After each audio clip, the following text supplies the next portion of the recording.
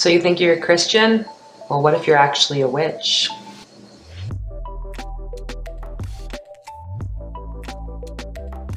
I was talking with my partner about some of the pieces around witchcraft and Christianity and certain spiritual beliefs. And we were just making this sort of comparison chart on what really is the difference between these two forms of belief systems. So in this video today, I want to break down some of the similarities between the traditional sort of old ways or witchcraft and that sort of thing and Christianity. So this is not like some historical video going through like social cultural pieces. You can look somewhere else for that. I just wanted to break down some of the similarities that I've seen growing up in a Christian home and always having an interest in the kind of esoteric occult form of spirituality.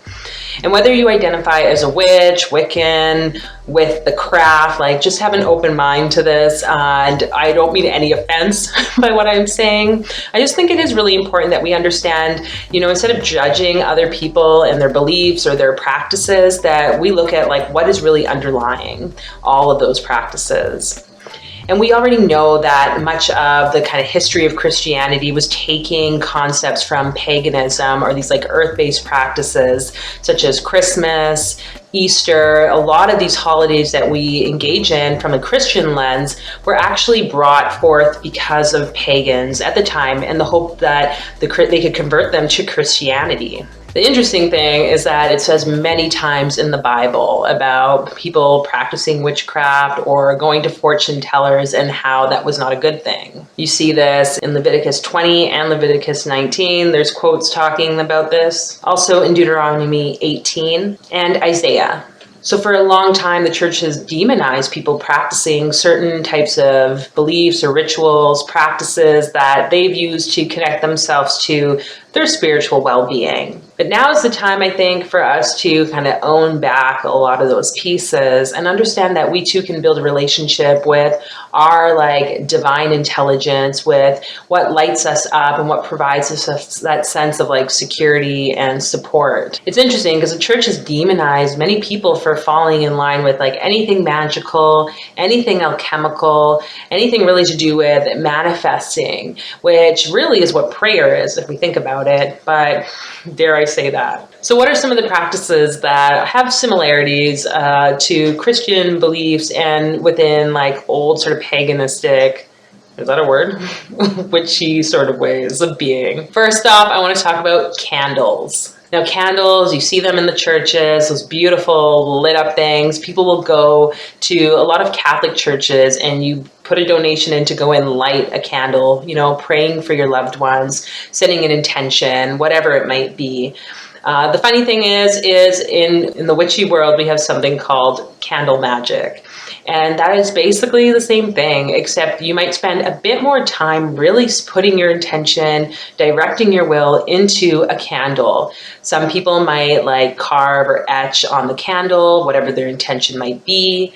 Some people like to put things like different types of herbs and oils and other bodily fluids on the candles in order to add to the energy of their intention. And again, this is what magic is. It's just about putting your will, directing it on something that you would like to see manifest or be created in your reality, and utilizing your physical reality and the tools, the elements like fire, water, air, earth, so that you can bring those things into reality. So really, magic, candles, Christianity, candles, it's kind of all the same thing, is it not? Second, we have prayer. I mentioned it before. This is a huge piece that I think a lot of Christians can get stuck in. It's prayers have to be directed in a certain way and blah, blah, blah, blah, blah. You have to use certain terminology or ways in which you go about saying it, maybe repeating it 100 times or whatever the numbers might be. But there are certain beliefs and ways in which people try to create changes in their world. And one of them is through prayer.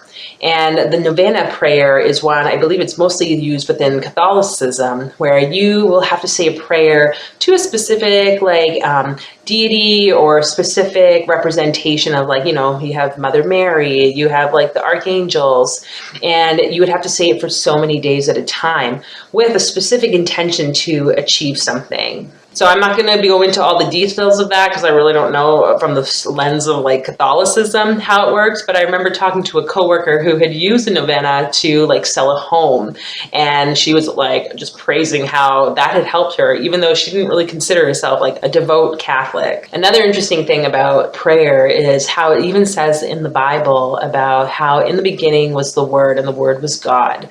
And it's like, if we can just tap into knowing that our words are super, super powerful, that all we need to do is speak something and it can manifest into existence, then why not? So how are you using your words, whether it's in prayer or through your affirmations in the day-to-day and speaking with people to start creating the things that you want to bring into this life? Next, we have rituals, ceremonies, rituals. I know a lot of times people think, oh, the robe, watch out, someone's wearing a mask and it's like they're going to sacrifice something or do something horrible. And it's like, I think if we look at like any type of like Christian, especially some of these kind of more orthodox type of Christianity, this is like very much what you see. Whether you're going into like an OTO meetup and like the Gnostic mass, or you're going to, you know, your local like Catholic church, you're going to see people wearing outfits, doing certain processes in order to invoke or call in like spirit. And I think it has to do with our own judgments of what's right, what's wrong, and thinking of how it needs to look like. But we also have to be aware that these sorts of rituals have, you know, shifted with the culture and shifted with people who also were involved in like creating them. But I remember when I was a kid, we were going to a church in the city, and I was part of like the kids that would help carry the big candles on the sticks, and we had to wear these gowns and like all that. So I guess maybe that's also where I got my interest from. And we had to listen to what the like priest, pastor, whatever his role or designation was, and follow. And I remember holding like the book and doing all these different things. It was very like meticulous what we had to do. And there are like specific alchemical process that take place even within the Christian world. I think it's within like more the magical sort of old ways or pagan ways that people really start to become more deliberate, because there is a deeper understanding of why.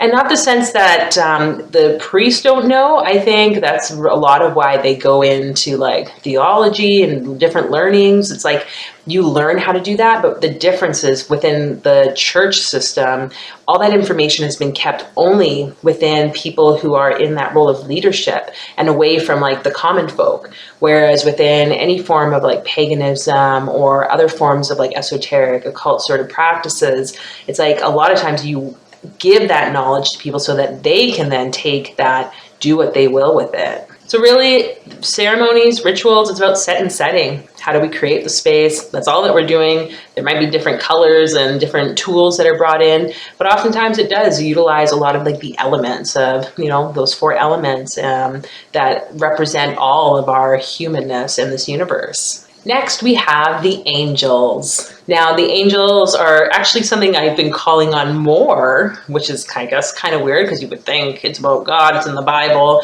but really there's not a lot of information about the angels in the Bible. It kind of comes from other forms of spiritual beliefs, and I think also people's personal kind of explorations with them. Even a lot of like esoteric occult guidance, they talk more about the angels. And so there's things like the banishing ritual, the lesser banishing ritual of the pentagram. I don't even know how you call that. Whatever that thing is.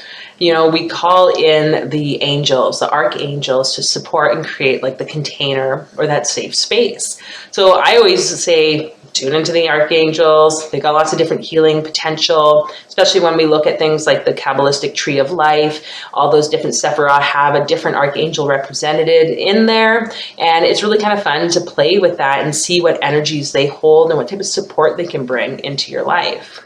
But also the church does utilize like Archangel Michael and a lot of these, and you have these like representations and beautiful artwork across the globe in churches. So what's the difference there? And finally, dare I say this last one, but communion, this form of sacrifice. Human sacrifice? I don't know. Is this even really a thing? There's something about the ingestion and eating of something, some form of food, an offering, that is very important in both Christianity and in other forms of spiritual practice, such as the craft or other pagan sort of approaches to life. And I think the main difference is that witches aren't going around saying, eat this because it's the blood or the body, which again, I shouldn't probably be saying this because I might be like blaspheming, but anyway, that's my own thing.